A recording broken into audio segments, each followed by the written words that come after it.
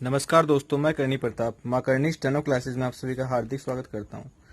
तो जैसा कि दोस्तों मैं आप सभी के बीच रोजाना हाईकोर्ट स्पेशल डिक्टेशन लेकर उपस्थित होता हूँ, सेम वैसे ही डिक्टेशन मैं आज आपके बीच लेकर आया हूँ, जिसमें कि 3 डिफरेंट पैराग्राफ है, जिसमें तीनों का कंटेंट अलग अलग है। तो दोस्तों वीडियो पर आने से पहले आप हमारे वीडियो को लाइक, कमेंट और शेयर करना बिल्कुल भी ना भूलें। चैनल को अभी तक आपने सब्सक्राइब नहीं किया तो सब्सक्राइब अवश्य कर लीजिएगा। नीचे जो बेल आइकन दिया है उसको प्रेस कर लें ताकि हमारी अपकमिंग नोटिफिकेशन जल्द से जल्द आपके पास पहुंचती रहे। यहाँ पर आपको 80 शब्द प्रति मिनट की गति से डिक्टेशन दी गई है, जो कि अब से 5 सेकंड पश्चात स्टार्ट हो रही है। स्टार्ट। कृषि उत्पादों को आवश्यक वस्तु अधिनियम से बाहर करने का फैसला ऐसे समय लिया गया है जब पूरी दुनिया में उद्योग केंद्रित विकास के मॉडल पर सवाल उठ रहे हैं। विराम। गौरतलब यह भी है कि कुछ दशकों से औद्योगिक प्रगति के कारण गांवों से शहरों में पलायन देखने को मिल रहा था। विराम।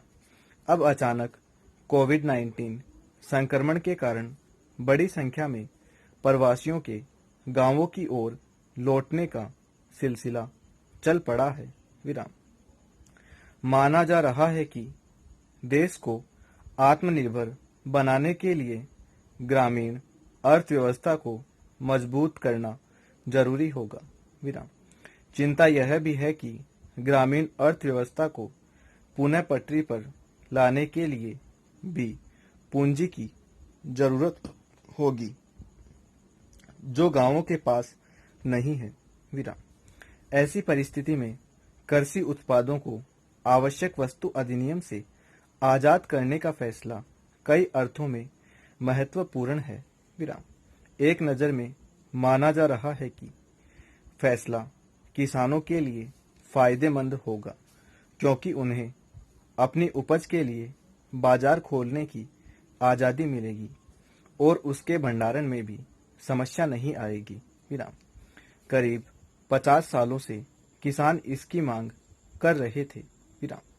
किसान ही एकमात्र ऐसा उत्पादक था जिसे अपने उत्पादों की कीमत तय करने का अधिकार नहीं था। विराम। आम लोगों को सस्ते में खाद्य सामग्री उपलब्ध कराने और जमाखोरी रोकने के उद्देश्य से ज्यादातर कृषि उत्पादों को वर्ष 1955 में बने आवश्यक वस्तु अधिनियम के दायरे में रखा गया था। विराम। अधिनियम ने अपना उद्देश्य भले ही पूरा किया हो, पर किसान बदहाल होते गए और खेती अलाभकारी होती गई। विराम। हालांकि इसके लिए सिर्फ यह अधिनियम जिम्मेदार नहीं है। विराम। पैरा।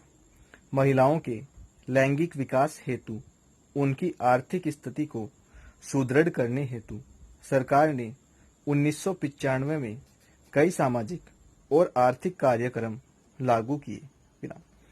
इनमें गरीबी की रेखा से नीचे व्यापन करने वाली महिलाओं के परिवारों को आर्थिक सहायता दी गई। विराम। राष्ट्रीय मातृत्व लाभ योजना के अंतर्गत प्रत्येक गर्भवती महिला को प्रथम 2 बच्चों के लिए 500 रुपए की सहायता प्रदान की गई। विराम। बेकारी से झूम रही प्रत्येक वृद्ध महिला एवं पुरुष को रुपए 75 प्रति माह सहायता के रूप में दिए गए। विराम। भारत सरकार ने वर्ष 2001 को महिला शक्तिकरण वर्ष घोषित कर देश के विकास और उन्नति में महिलाओं की भूमिका को रेखांकित कर दिया। विराम।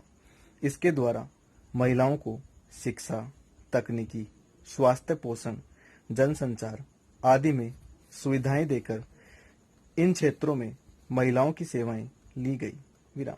इसके साथ साथ घरेलू अत्याचारों की रोकथाम हेतु एक विधेयक पारित किया गया। विराम। महिला शक्तिकरण वर्ष ने महिलाओं के प्रति भेदभाव को समाप्त कर उनके अधिकारों और हितों की सुरक्षा के लिए आवश्यक कदम उठाए गए। विराम। केंद्र सरकार से प्रोत्साहन और आवश्यक निर्देश प्राप्त कर विभिन्न राज्य सरकारों द्वारा महिलाओं के कल्याण के लिए योजनाएं प्रारंभ की गई। विराम। पैरा। मोदी सरकार के दूसरे कार्यकाल के पहले वर्ष का दूसरा सबसे बड़ा निर्णय जम्मू कश्मीर प्रांत का पुनर्गठन रहा। विराम। कश्मीर का प्रश्न जो भारत की स्वतंत्रता के बाद भारत की रक्षा की सबसे बड़ी चुनौती बना रहा, उसके अस्थायी विशेष दर्जे को खारिज करके सफलतापूर्वक उसको 2 केंद्र शासित प्रदेशों में गठित किया गया। विराम। इस पर चीन व पाकिस्तान की ओर से अपेक्षित आलोचना व आक्रोश के बावजूद भारतीय सेना इन क्षेत्रों में शांति और स्थिरता बनाए रखने में कामयाब रही। विराम। और अब पूरे विश्व ने भी इस बात को स्वीकार लिया है कि यह भारत का अंदरूनी मामला है। विराम। हो सकता है कि कोविड-19 महामारी के चलते कुछ पूर्व नियोजित निर्णय शायद टाल दिए गए हों, पर इस संदर्भ में कुछ और नए निर्णय ऐसे भी लिए गए हैं जिनका सीधा संबंध भारत की रक्षा नीति से बनता है। विराम।